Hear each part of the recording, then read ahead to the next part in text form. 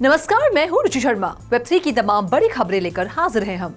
Donald Trump की NFT collection के prices और वॉल्यूम्स में गुरुवार को एक्स पर मीडिया पर्सनालिटी टकर कार्लसन के साथ एक इंटरव्यू के बाद वृद्धि हुई, जो प्रसारित होने के कुछ ही घंटों के भीतर 110 मिलियन द्वारा देखा गया। यूरोपियन आफ्टरनून आवर्स के मुताबिक polygon based Trump digital trading card 0.13 ether या $215 से अधिक में बिक रहे थे, जो पिछले हफ्ते 0.1 ETH या $150 से अधिक था। एनएफटी मार्केटप्लेस ओपनसी के डेटा के अनुसार कलेक्शन ने ट्रेडिंग वॉल्यूम में 17 से अधिक ईथर जुटाए हैं। उस समय कार्ड तेजी से बिक गए। गुरुवार तक डेटा से पता चलता है कि 6D65A7 टैग वाले वॉलेट में 602 कार्ड्स के साथ सबसे हाईएस्ट इंडिविजुअल ट्रंप एनएफटीज हैं। इसके बाद 500 कार्ड्स पर 72F891 है। दोनों होल्डर्स में से किसी ने भी अपनी एनएफटीज की सेल के लिए लिस्ट नहीं किया है। ट्रंप को हाल ही में टोकन के एक प्रमुख होल्डर के रूप में रिवील किया गया था। जैसा कि रिपोर्ट किया गया है, पूर्व प्रेसिडेंट और अगले साल के चुनाव के लिए प्रमुख रिपब्लिकन कैंडिडेट के पास अगस्त की शुरुआत में क्रिप्टो करेंसी वॉलेट में $2.8 मिलियन थे और उन्होंने ट्रंप एनएफटी कलेक्शन से लाइसेंसिंग फीस में लगभग $4.87 मिलियन कमाए। इस प्रकार ब्रॉडर क्रिप्टो मार्केट में सामान्य गिरावट के बीच पिछले कई महीनों में एनएफटी कलेक्शन की वैल्यू में लगातार गिरावट आई है। बढ़ते हैं अगली खबर की ओर। बाइबिट, दुनिया की तीसरी सबसे ज्यादा इस्तेमाल की जाने वाली क्रिप्टो करेंसी एक्सचेंज ने वेलोसिटी सीरीज के हिस्से के रूप में उत्सुकता से प्रतीक्षित एनएफटी रिलीज को पब्लिक किया है।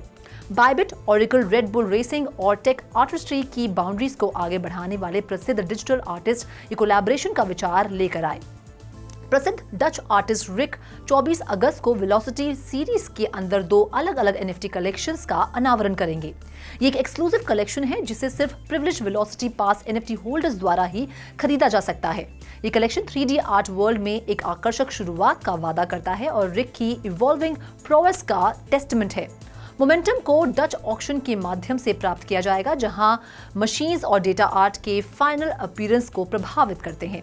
1000 NFTs की लिमिटेड एडिशन सीरीज ये पीसेस वेलोसिटी पास NFT होल्डर्स के लिए एक गिफ्ट है, जिन्हें एयरड्रॉप के माध्यम से भेजा जाएगा। अपने यूनिक कैरेक्टर पर जोर देते हुए फ्लो स्टेट एयरड्रॉप के बाद पब्लिक सेल के लिए अवेलेबल नहीं होगा। बाकी अहम खबरों के लिए करते हैं विशाखा का रुख। मिथिकल गेम्स से officially license mobile football game NFL rivals ने गुरुवार को iOS और एंड्रॉयड ऐप्स के माध्यम से सेकेंडरी मार्केट पर NFT प्लेयर कार्ड्स खरीदने की क्षमता जोड़ी। एक ऐसे फीचर को एकीकृत किया जो कि पहले मिथिकल के वेब बेस्ड मार्केटप्लेस तक लिमिटेड था। ये कदम गूगल की हालिया घोषणा के बाद आया है कि वह NFT खरीदारी और इन ऐप इंटीग्रेशंस को सक्षम करने के लिए अपनी एंड्रॉयड प्ले स्टोर पॉलिसीज को अपडेट करेगा। मिथिकल गेम्स से officially licensed mobile football game NFL rivals ने गुरुवार को iOS और एंड्रॉयड ऐप्स के माध्यम से सेकेंडरी मार्केट पर NFT प्लेयर कार्ड्स खरीदने की क्षमता जोड़ी। एक ऐसे फीचर को एकीकृत किया जो कि पहले मिथिकल के वेब बेस्ड मार्केटप्लेस तक लिमिटेड था। गुरुवार को एक ब्लॉग पोस्ट के अनुसार मिथिकल गेम्स आने वाले महीनों में कई इन गेम मार्केटप्लेस इंटीग्रेशन को टेस्ट करने की योजना बना रहा है, जिसका उद्देश्य प्लेयर्स को iOS और एंड्रॉयड गेम के माध्यम से NFTs खरीदने और बेचने की सुविधा देना है। बढ़ते हैं अगली खबर की ओर। यूनाइटेड स्टेट्स में विकीलीक्स के फाउंडर जूलियन असैंज के एक्स्ट्राडिशन के खिलाफ समर्थन जुटाने के लिए डेडिकेटेड डोंट एक्स्ट्राडिट असैंज कैंपेन मेटावर्स में एक वर्चुअल पॉलिटिकल रैली शुरू कर रहा है। असैंज और उनके फैमिली द्वारा समर्थित जूलियन असैंज कैंपेन ने जून में एक्स्ट्राडिशन के खिलाफ उनकी आखिरी अपील यूनाइटेड किंगडम की कोर्ट द्वारा खारिज कर दिए जाने के बाद अधिक लोगों से अपील करने और एक्स्ट्राडिशन के खिलाफ समर्थन इकट्ठा करने के लिए वर्चुअल पॉलिटिकल रैली की योजना बनाई है।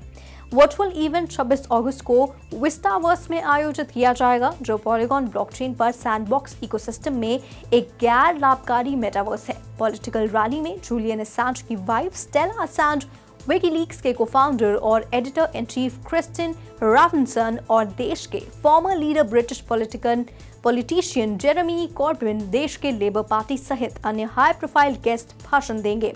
रैली में स्पीकर्स या तो इवेंट के अंदर कैरेक्टर्स के रूप में दिखाई देंगे या स्क्रीन पर फिल्म किए गए कॉन्ट्रीब्यूशंस के साथ दिखाई देंगे। Over to you Roshni. Spain European Union में आर्टिफिशियल इंटेलिजेंस को रेगुलेट करने के लिए अपनी खुद की टास्क फोर्स स्थापित करने वाले पहले देशों में से एक बन गया है।